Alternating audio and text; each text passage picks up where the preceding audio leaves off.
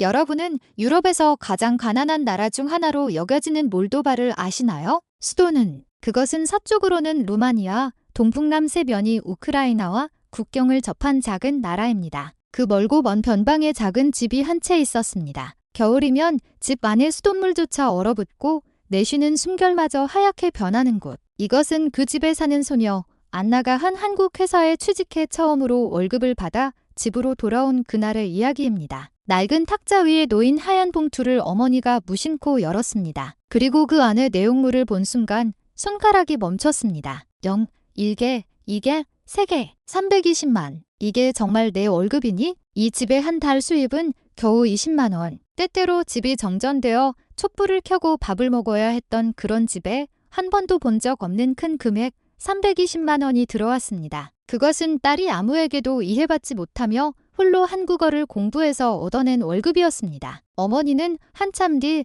손에 봉투를 꽉 쥔 채 말없이 딸을 안아주었습니다. 왜 딸은 한국어를 배우려 했을까? 왜 그 한마디가 이 가족의 운명을 바꾸어 놓았을까? 부디 잠시 시간을 내어 이야기를 들어주십시오. 몰도바 북부 눈으로 봉쇄된 마을. 겨울이 되면 사람의 인기척조차 드물어집니다. 아침이면 창문 안쪽은 온통 얼음꽃으로 뒤덮이고 타오르는 장작불만이 집안의 유일한 온기였습니다. 안나는 그런 작은 집에서 태어났습니다. 10살 되던 겨울 집안의 공기가 변했습니다. 야인 아버지가 기침과 고열로 자리에 누우셨습니다. 어머니는 떨리는 입술로 말했습니다. 미안하구나. 우린 약 살 돈조차 없단다. 안나는 이불 속에 있는 아버지의 깡마른 손을 잡고 있어 웃어 보였습니다. 아빠, 봄이 되면 같이 숲에 가요.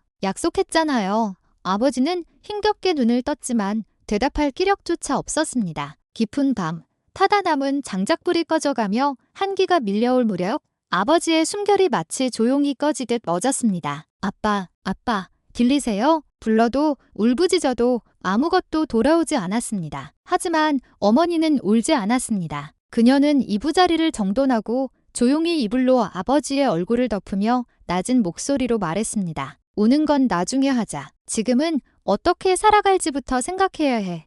장례식을 마치고 집으로 돌아오는 길, 논 밟는 소리만이 귓가를 맴돌았습니다. 어머니가 조용히 말했습니다. 안나, 넌 더 이상 아이가 아니란다. 오늘부터 우리 둘이 집을 지키는 거야. 그날 이후의 날들은 혹독함의 연속이었습니다. 어머니는 농장에서 일했고 안나는 15살에 학교를 그만두고 읍내 식당에서 설거지를 시작했습니다. 겨울의 물은 얼음장처럼 차가웠고 손끝이 갈라져 피가 배어 나왔습니다. 동료가 묻습니다. 아프지 않니? 안나는 웃으며 대답했습니다. 아프지만 멈추면 더 추워요. 월급은 한 달에 20만 원이었습니다. 정전된 밤, 촛불을 켜고 수프를 마시며 어머니가 속삭였습니다. 신은 왜 우릴 데려가지 않으실까? 안나는 무릎 위에서 두 손을 굳게 쥐고 조용히 대답했습니다. 제가 대신할게요. 엄마를 지키고 이 집도 지킬게요. 그녀는 눈물을 흘리지 않았습니다. 다만 그 말만이 추운 밤의 작은 불꽃처럼 조용히 흔들리고 있었습니다. 설거지 일을 마친 안나가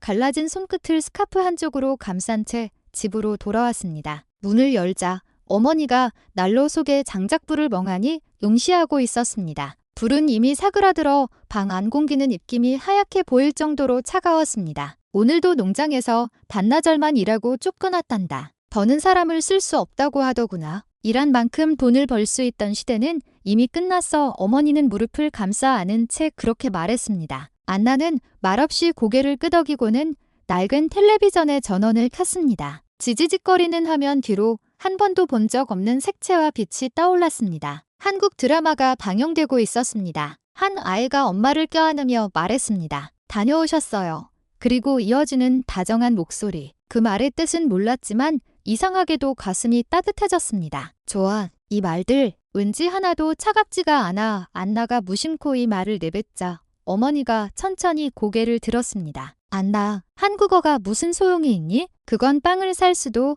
등유를 살 수도 없는 말이잖니? 알아요. 하지만 안나는 무릎 위에서 두 손을 꽉 쥐고 마치 할 말을 찾으려는 듯 숨을 들이마셨습니다. 알아요. 우린 이 마을을 떠날 수 없어요. 여권을 만들 돈도 없고 읍내에 나가는 차비조차 아까워하니까요. 하지만 전 아무것도 모른 채 여기서 일생을 보내는 게 두려워요.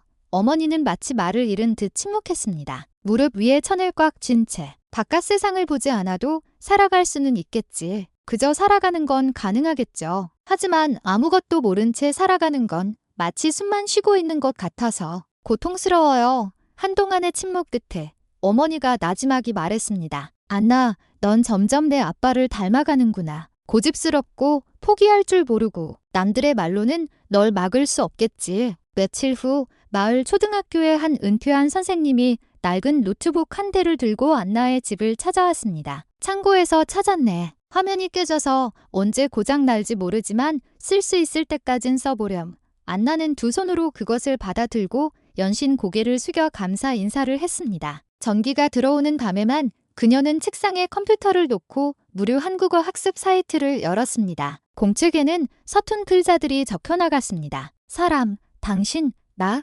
그녀는 떨리는 손으로 컴퓨터 화면에 짧은 한국어를 쳐넣었습니다. 저는 여기서 끝내고 싶지 않아요. 어머니는 그런 그녀를 바라보며 손에 든 바느질감을 멈추지 않은 채 낮은 목소리로 말했습니다. 꿈꾸는 건 내 자유지만 난 나중에 네가 상처받을까 봐 두렵구나.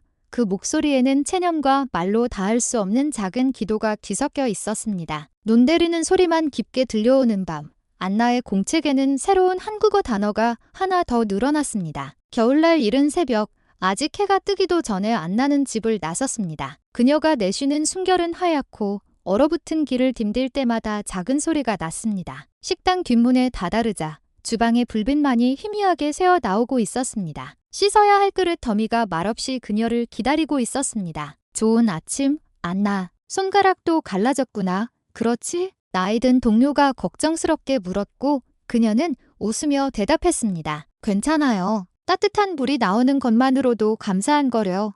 점심시간에 분주함이 끝나고 저녁 장사를 준비할 때쯤이면 그녀의 손끝은 거의 감각을 잃었습니다. 그럼에도 집으로 돌아오는 길, 안나의 발걸음은 이상하게도 가벼웠습니다. 집에 돌아오면 한국어 공책이 그녀를 기다리고 있었습니다. 그것이 그녀가 하루를 버티는 힘이었습니다. 하지만 그날 밤, 집은 칠흑같이 어두웠습니다. 전기 요금이 밀려 전기가 끊긴 것이었습니다. 어머니는 담요를 뒤집어 쓴 채 한숨을 내쉬었습니다. 또 전기가 끊겼구나. 장작도 얼마 남지 않았는데. 없어서 사지도 못하고. 그런데도 넌 책상 앞에 앉아 있을 거니? 안나는 촛불 하나를 켜고 조용히 말했습니다. 어둠 속에서도 공부는 할 수 있어요. 그리고 한국어 공부를 멈추면 제게 아무것도 남지 않을 것 같아요.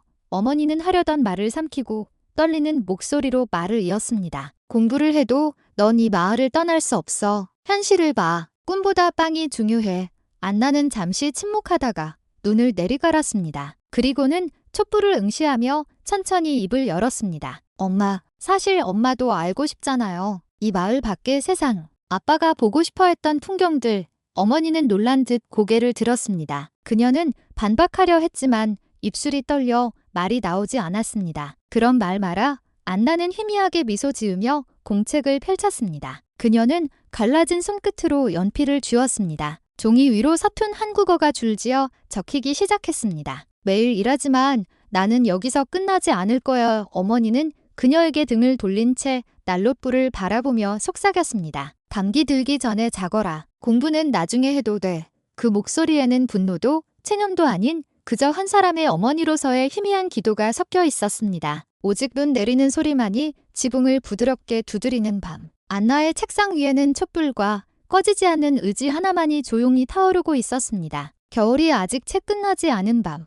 안나는 물려받은 낡은 노트북 앞에 앉아 있었습니다. 전기는 들어왔지만 난방은 되지 않아 숨을 쉴 때마다 하얀 입김이 피어올랐습니다. 그럼에도 화면의 불빛은 여전히 그녀의 눈을 부드럽게 비추고 있었습니다. 혼자서 한국어를 공부하는 것에는 한계가 있었습니다. 발음이 맞는지, 뜻이 적절한지 그녀는 물어볼 사람이 없었습니다. 바로 그때 그녀는 우연히 한국어 교류 플랫폼을 발견했습니다. 이것은 전 세계 사람들과 서로의 언어를 가르쳐주는 플랫폼이었습니다. 그녀는 용기를 내어 서툰 영어와 한국어로 프로필을 작성했습니다. 저는 몰도바에 살아요. 한국어를 배우고 싶어요. 친구가 필요해요.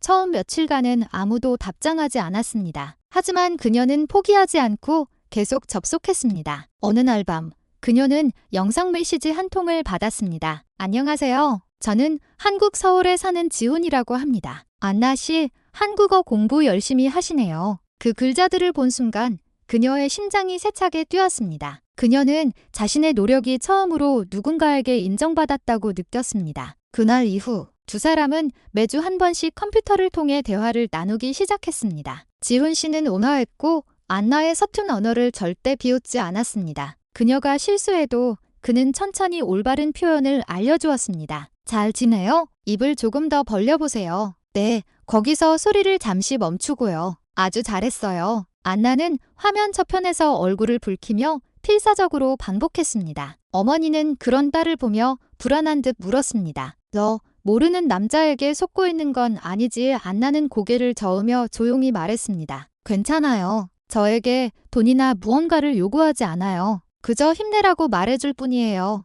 지훈 씨는 가끔 그녀의 어머니에게도 인사를 건넸습니다. 안녕하세요. 추위가 계속되는데 가족분들 모두 건강하시길 바랍니다. 어머니는 당황하면서도 화면을 향해 고개를 숙였습니다. 그날 밤 안나는 공책에 새로운 단어를 적었습니다. 괜찮아, 믿음, 친구. 컴퓨터 불빛 속에서 오직 그 세 단어만이 조용히 빛나고 있었습니다. 춥고 작은 오두막 안에 멀리 가본 적 없는 나라에서 온 목소리가 분명하게 전해져 왔습니다. 그날로부터 두 번의 계절이 지났습니다. 봄에는 질척이는 길을 걸었고 여름에는 땀으로 그릇이 미끄러졌으며 가을에는 손끝에 상처에서 피가 났고 겨울에는 입김이 하얘지는 주방에서 설거지를 했습니다. 그럼에도 밤이 되면 안나는 낡은 노트북을 열고 한국어 녹음 파일을 반복해서 들었습니다. 때로는 졸음과 피로를 이기지 못하고 책상에 엎드려 잠이 들기도 했습니다. 아침에 일어나면 가끔 어깨에 담려 한 장이 덮여있곤 했습니다. 아마도 어머니가 몰래 덮어주신 것이겠지요. 꾸짖음도 칭찬도 없이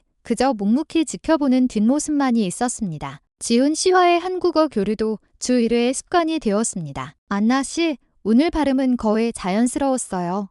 이 말을 들은 날 밤, 안나는 울면서 웃었습니다. 어머니는 그녀의 웃음을 보고 그저 가볍게 한숨을 내쉴 뿐이었습니다. 그리고 기회는 갑자기 찾아왔습니다. 지훈 씨가 긴 메시지를 보내왔습니다. 그것은 믿기 힘든 소식이었습니다. 한국에 몰도바 지사를 둔 기업에서 러시아와 한국어를 할 줄 아는 사람을 찾고 있어요. 이런 채용 기회는 정말 드문데 제가 제일 먼저 안나 씨를 생각했어요. 한번 지원해보지 않겠어요? 그녀의 심장이 쿵쾅거렸지만 동시에 두려움이 밀려왔습니다. 실패하면 비웃음당할 거야. 내 한국어는 아직 어설픈데. 하물며 나 같은 사람이. 그런 불안감에 안나는 깊은 밤에도 책상 앞에 앉아 꼼짝할 수 없었습니다. 다음 날 아침 그녀는 용기를 내어 어머니에게 말했습니다. 저 지원해보고 싶어요. 무섭지만 만약 이대로 도망치면 분명 평생 후회할 거예요. 어머니는 잠시 침묵하며 난로 속의 장작불만 바라보았습니다. 잠시 후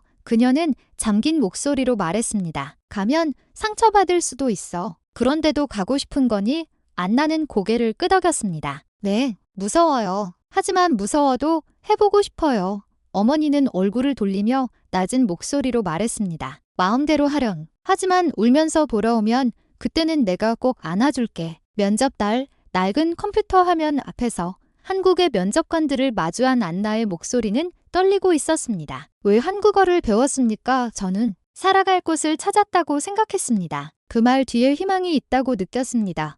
면접관은 조용히 웃으며 말했습니다. 당신의 한국어는 마음으로 말하고 있군요. 며칠 후 배달된 봉투에는 채용이라는 글자와 함께 초봉 240만 원이라고 적혀 있었습니다. 안나는 말없이 그것을 어머니 앞에 내밀었습니다. 어머니는 떨리는 손가락으로 편지를 어루만지며 젖은 눈으로 말했습니다. 딸아, 네가 정말 해냈구나. 그날 밤 난로 속의 장작불이 작게 타닥 소리를 냈습니다. 그것은 두 사람의 인생이 조용히 변하는 소리였습니다. 한국 기업 몰도바 지사로 첫 출근을 하던 날, 해가 채 뜨기도 전이었습니다. 안나는 떨리는 손으로 문을 밀고 들어섰습니다. 사무실에 들어서자 정장을 입은 직원들이 일제히 고개를 숙였습니다. 좋은 아침입니다. 그녀는 그 가지런한 목소리에 놀라 저도 모르게 걸음을 멈췄습니다. 옆에 있던 나이든 여성 직원이 가볍게 웃었습니다. 여기서는 인사도 업무의 일부랍니다. 오전 업무가 끝나자 그녀는 또다시 익숙하지 않은 말을 들었습니다. 수고하셨습니다. 분명 지쳤을 텐데도 사람들은 웃으며 그 말을 하고 지나갔습니다. 안나는 한국인 직원에게 물었습니다. 왜 피곤한데도 웃으면서 말하는 건가요? 한국인 직원은 잠시 생각하더니 대답했습니다. 그건 우리가 함께 노력했다는 신호 같은 거예요. 그 말에는 따뜻하고도 기묘한 느낌이 담겨 있었습니다. 며칠 후 그녀는 첫 번째 큰 임무를 맞이했습니다. 그녀는 한국과 몰도바의 합동회의의 통역으로 참석하게 되었습니다. 그렇게 많은 사람 앞에 서는 것은 처음이라 그녀의 목은 바싹 말라붙었습니다. 회의 도중 한국 측 책임자가 빠르게 무언가를 설명했고 안나는 순간 단어를 찾지 못해 침묵하고 말았습니다. 회의실의 공기가 순식간에 차가워지는 것 같았습니다. 그녀는 겨우 힘을 내어 번역했지만 목소리는 떨리고 있었습니다. 회의가 끝난 후 상사인 김 과장님이 조용히 그녀를 불렀습니다. 안나 씨, 그녀는 꾸중을 들을까 싶어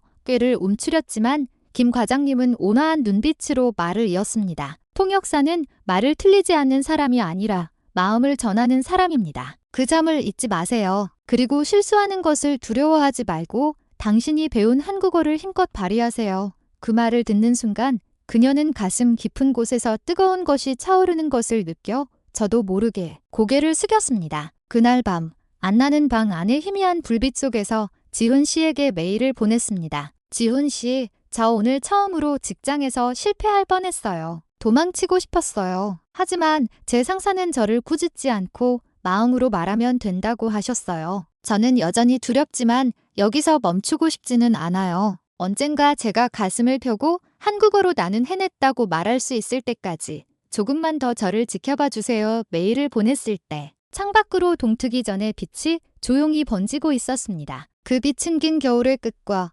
아직은 미약한 희망의 시작을 부드럽게 알리고 있었습니다. 그녀가 통역사로 일하기 시작한 지 1년 후 저녁 무렵에 사무실에서 김 과장님이 그녀를 불렀습니다. 안나 씨, 내가 한국 본사에 당신 이야기를 했어요. 당신의 노력과 인품 전부 다 말했지요. 그랬더니 본사 인사팀에서 당신을 한번 만나고 싶다고 하네요. 본사에 가서 연수를 받아보지 않겠어요? 갑작스러운 소식에 그녀는 말이 나오지 않았습니다. 가슴은 뜨거워지는데 손끝은 차갑게 떨려왔습니다. 김 과장님이 말을 이었습니다. 망설여지는 게 당연하죠. 하지만 당신은 이미 가슴을 펼 만한 노력을 해왔어요. 그러니 자신감을 가져요. 그날 밤 집에 돌아오자 어머니는 주방에서 수프를 저으고 있었습니다. 안나는 숨을 깊게 들이마시고 떨리는 목소리로 말했습니다. 엄마, 저보고 한국에 오래요. 무섭지만 가고 싶어요.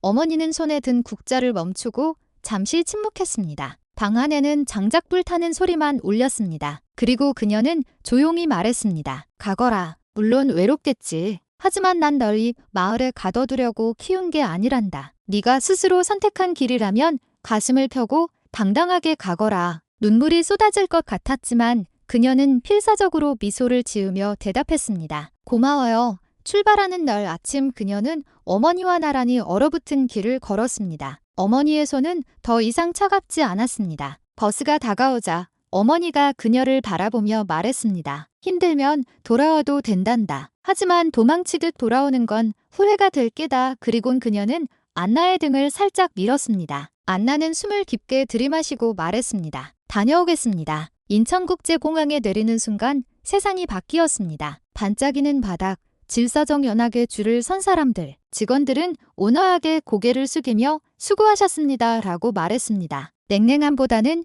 조용한 다정함이 먼저 그녀의 마음에 전해졌습니다. 출구에서 익숙한 얼굴이 손을 흔들고 있었습니다. 지훈 씨였습니다. 한국어 교류 플랫폼을 통해 알게 되어 지금껏 먼 곳에서 그녀를 지지해 주었던 사람. 드디어 왔네요. 오늘은 제가 안내할게요. 공항에서 공항철도를 닫고 객실 안은 놀라울 정도로 조용했습니다. 아무도 큰 소리로 떠들지 않았습니다. 지훈 씨가 웃으며 말했습니다. 한국에서는 조용히 하는 것도 배려랍니다. 다른 사람의 시간을 방해하지 않는다는 뜻이죠. 그날 밤 그녀는 기숙사 책상 앞에서 어머니에게 메일을 썼습니다. 엄마, 이곳은 아주 먼 나라이지만 사람들과 도시의 마음은 차갑지 않아요. 아직 말을 유창하게 하진 못하지만 이곳에는 저를 하나의 독립된 인격체로 대해주는 사람들이 있어요. 조금 두렵지만 괜찮아요. 저는 지금 제 두 발로 서 있으니까요. 창밖으로 낯선 도시의 불빛이 조용히 반짝이고 있었습니다. 그것은 안나에게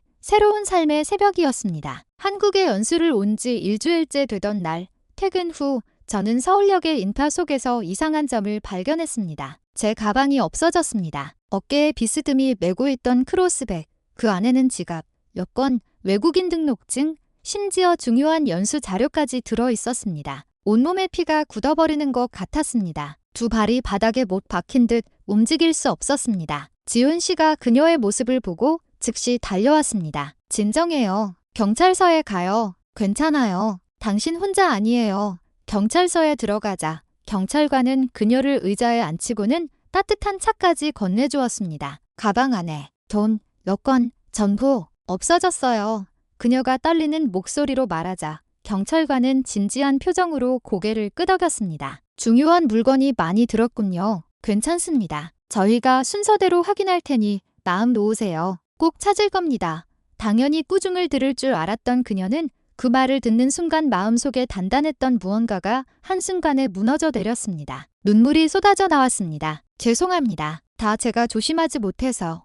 그러자 경찰관이 부드럽게 웃었습니다. 어려울 땐 다들 서로 돕고 사는 거죠. 그 말에 그녀의 마음속 깊은 곳이 따뜻해졌습니다. 지훈 씨도 조용히 손수건을 건네며 말했습니다. 울어요. 하지만 이젠 안심하고 경찰관님들께 맡기죠. 3일 후 경찰서에서 전화가 왔습니다. 가방을 찾았다는 것이었습니다. 안에 현금, 여권, 외국인 등록증, 어느 것 하나 빠진 것이 없었습니다. 그것을 주워준 사람은 이름도 남기지 않은 채 역에서 발견했다는 말만 남기고 떠났다고 했습니다. 가방을 돌려받고 밖으로 나오자 하늘은 옅은 노을빛으로 물들어 있었습니다. 안나는 나지막이 중얼거렸습니다. 어째서 이렇게 다정한 나라가 있을까? 그날 밤 어머니에게 보낸 메일에는 이렇게 적혀 있었습니다. 엄마, 한국은 조용한 나라예요. 하지만 그건 냉담한 조용함이 아니에요. 어려움에 처한 사람을 보면 묵묵히 손을 내밀어주는 다정함이에요. 저도 그런 사람이 되고 싶어요. 그날부터 한국은 제게 더 이상 먼 나라가 아니라 제가 돌아가고 싶은 곳이 되었습니다. 한국에서의 연수가 끝날 무렵 지훈 씨가 조용히 말했습니다. 안나 씨, 만약 한국에서 계속 살고 싶다면 언제든 말해줘요. 당신을 기다리는 사람이 있으니까요. 그녀의 가슴이 뜨거워졌지만 동시에 어머니를 고향에 홀로 남겨두고 자신만 앞으로 나아간다는 죄책감이 마음 한구석을 무겁게 짓눌렀습니다. 귀국하자 익숙한 마을 풍경이 눈앞에 펼쳐졌습니다. 하지만 그녀 자신의 마음은 예전과는 조금 달라져 있었습니다. 저녁 식사 시간, 그녀는 어머니에게 물었습니다. 만약 제가 한국에서 살고 싶다고 하면 엄마는 슬퍼할 건가요? 어머니는 놀란 기색도 없이 조용히 숟가락을 내려놓았습니다. 슬프지 않을 리가? 당연히 외롭겠지. 하지만 말이다. 어머니는 잠시 말을 고르더니 말을 이었습니다. 네가 타지에서 내 자신의 힘으로 발을 굳건히 디디고 다른 사람에게 의지가 될 수 있는 사람이 된다면 그건 엄마에게 자랑이란다. 자랑스러움은 외로움보다 더 강하고 더 깊단다. 내 딸을 자랑스러워할 수 있어서 난 행복한 사람이야. 그녀의 가슴속이 뜨거워졌습니다. 그녀는 떨리는 목소리로 말했습니다. 하지만 왠지 저만 행복해지는 것 같아요. 어머니는 고개를 저으며 웃었습니다. 그렇지 않아. 네가 스스로 도전하고 내 힘으로 길을 개척해 나가는 그 모습 자체가 부모에게는 행복이란다. 그날 밤 그녀는 책상 앞에 앉아 조용히 컴퓨터 화면에 글자를 쳐 넣었습니다. 나는 더 이상 망설이지 않아. 내 길은 내가 선택할 거야. 화면 속 그 문장은 더 이상 두려움이 아닌 굳은 결심처럼 보였습니다. 그녀가 한국으로 돌아가기로 결심했을 때 마음속 무언가가 조용히 정해지는 것을 느꼈습니다. 지훈 씨의 소개를 통해 그녀는 한국 본사의 통역 직무에 지원했습니다. 정식 채용 통지서는 봄이 시작될 무렵에 받았습니다. 그녀가 봉투를 어머니에게 내밀자 어머니는 잠시 침묵하다가 봉투를 어루만지며 말했습니다. 가거라. 더는 망설이지 말고 너는 내 인생을 살거라. 출발하는 날 마을에는 예전보다 조금 더 따뜻한 바람이 불고 있었습니다. 버스에 오르기 전 어머니가 웃으며 말했습니다. 밥 잘 챙겨 먹고 울고 싶을 땐 전화하렴. 그래야 엄마도 살아가지. 안나는 울고 웃으며 대답했습니다. 다녀오겠습니다. 그리고 손을 흔들었습니다. 다시 인천국제공항에 내렸을 때의 풍경은 예전보다 더 익숙한 장소처럼 보였습니다. 개찰구를 빠져나오자 지훈 씨가 손을 흔들고 있었습니다. 어서 와요. 그 한마디에 그녀의 마음 깊은 곳이 따뜻해졌습니다. 새로운 생활은 작은 놀라움으로 가득했습니다. 아파트 계약, 슈퍼마켓에서 산 간장과 김치, 승강장에서 조용히 줄을 서서 차를 기다리는 사람들. 회사에서는 매일 아침 서로 좋은 아침입니다. 인사를 나누고 퇴근할 때는 수고하셨습니다 라고 말했습니다. 서로를 깎아내리는 것이 아니라 서로를 배려하며 일하는 것. 그것이 이곳의 당연한 분위기가 되었습니다. 밤에 그녀는 이평남짓한 방에서 어머니의 메일을 읽다가 문득 생각했습니다. 이 나라는 더 이상 동경의 나라가 아니야. 이곳은 내가 울고 웃고 일하고 누군가에게 필요한 사람이라고 느낄 수 있는 곳이야. 한국은 나의 제2의 고향이 되어가고 있었다. 그녀는 조용한 방 안에서 나지막이 그 말을 내뱉었습니다. 마음이 이상하게도 따뜻함으로 가득 찼습니다. 안나가 일하는 한국 기업은 본사에 해외 인재 지원과를 두고 있었습니다. 지훈 씨는 그 일원으로서 각국 지사 직원들의 연수와 생활 지원을 담당하고 있었습니다. 안나가 몰도바 지사의 통역사로 채용된 이래 지훈 씨는 정기적으로 온라인 회의와 메일을 통해 그녀를 지원하고 격려해왔습니다. 그는 안나의 한국에서의 첫 번째 친구였고 그녀의 노력을 가장 잘 이해하는 사람이었습니다. 그렇기에 안나가 처음 한국 연수를 왔을 때 공항에 마중을 나가고 연수 기간 내내 그녀의 생활을 지원했던 것은 모두 자연스러운 일이었습니다. 그들은 당시 연인이 아니라 신뢰할 수 있는 동반자였습니다. 한국에 온 지 3년째. 이래도 점차 익숙해졌습니다. 어느 봄날 지훈 씨가 그녀에게 작은 반지를 건넸습니다. 안나 씨, 이제부터는 같은 나라에서 같은 인생을 함께 걸어가 주지 않겠어요? 놀라움과 눈물에 그녀는 말을 잇지 못하고 그저 조용히 고개를 끄덕였습니다. 지훈 씨는 깊이 고개를 숙이며 고마워요 라고 한마디만 했습니다. 결혼 보고를 받은 어머니 마리아는 처음에는 말을 잇지 못하다가 낮은 목소리로 말했습니다. 멀리도 가는구나. 하지만 네가 선택한 사람이라면 나도 믿음아. 그녀는 미소 짓고 있었습니다. 몇 달 후 그들은 어머니를 한국으로 초대해 조촐한 결혼식을 올렸습니다. 어머니는 고운 한복을 입은 안나를 보며 눈시울이 붉어졌습니다. 넌 참으로 아름다운 곳으로 이끌려 왔구나. 지훈 씨의 부모님 곁에 앉은 어머니는 연신 고개를 숙이며 말했습니다. 감사합니다. 부디 제 딸을 잘 부탁드립니다.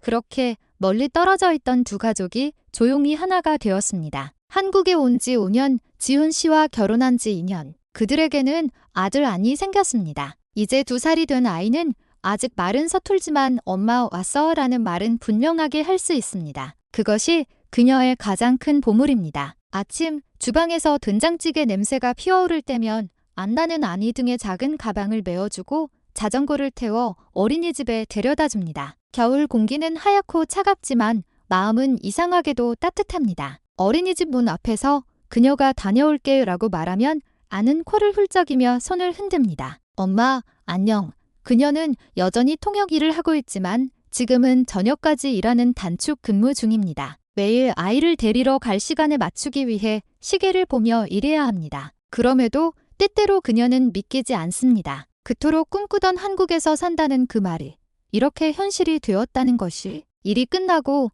그녀는 어린이집에 안을 데리러 갑니다. 선생님은 오늘 안이가 그림책을 많이 읽었어요 라고 말해줍니다. 안은 작은 손으로 안나의 외투를 꽉 잡습니다. 그 온기만으로도 모든 피로가 녹아내립니다. 밤에 안이 잠든 방에서 그녀는 휴대폰을 봅니다. 몰도바의 어머니로부터 메시지가 와 있습니다. 잘 지내니? 마음속으로부터 웃고 있니? 멀리 있어도 괜찮단다. 네가 웃고 있다면 그것만으로도 엄마는 충분히 행복하단다. 화면이 흐려져 그녀는 저도 모르게 눈을 감았습니다. 당초 그녀가 한국어 배우는 것을 말렸던 어머니는 이제 그녀의 가장 큰 이해자가 되었습니다. 그녀의 인생을 바꾼 것은 한국어 그 자체가 아니었습니다. 그것을 믿어주고 지지해준 사람들의 따뜻함이었습니다. 만약 화면 앞에 당신도 지금 무언가를 시작하는 것을 두려워하고 있다면 저는 이렇게 말하고 싶습니다. 시작하기로 결정한 그날이 당신 인생에서 가장 젊은 날입니다. 엄마가 제일 사랑해요 라는 목소리가